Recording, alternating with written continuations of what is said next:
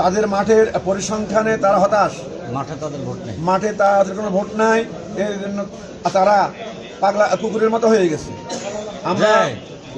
আমরা লক্ষ্য করছি বিভিন্ন জায়গায় তারা এরকম মব সৃষ্টি করে এই যে একটা লেভেল প্লেইং নির্বাচন করার জন্য সরকার যে বদ্ধপরিকর, তারা এর মধ্যে বাধা সৃষ্টি করেছে। আমি অবিলম্বে এই বিএনপির প্রার্থী আবুল খায়ের ভূঁইয়াকে অনুরোধ করব, আপনার এই সন্ত্রাসী বাহিনীকে থামান।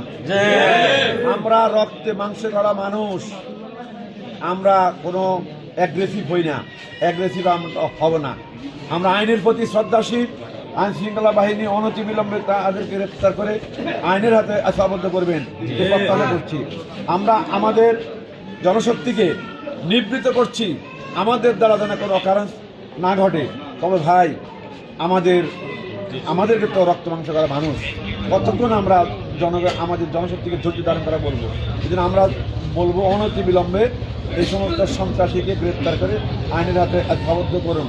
জনগণ চায় আগামীতে একটি সুষ্ঠু নির্বাচন। এই নির্বাচন অর্জন করতে গিয়ে অসংখ্য শহীদের রক্তের বিনিময়ে এই নির্বাচনের সুযোগ প্রাপ্তি পেয়েছে।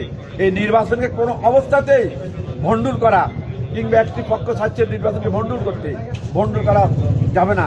আগামী নির্বাচনে জনগণের সঠিক রায় দিবে। যারা জনগণের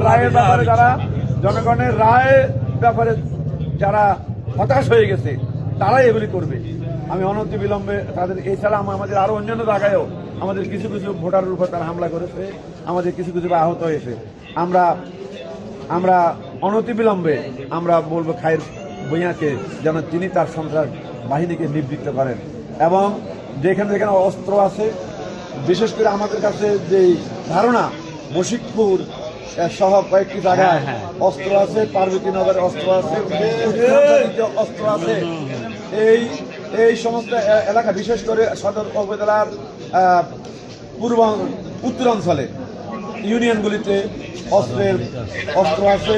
এই সমস্ত অস্ত্র উদ্ধার করা না হলে এই নির্বাচন কোনো অবস্থাতেই সুষ্ঠু হওয়া সম্ভব হবে না।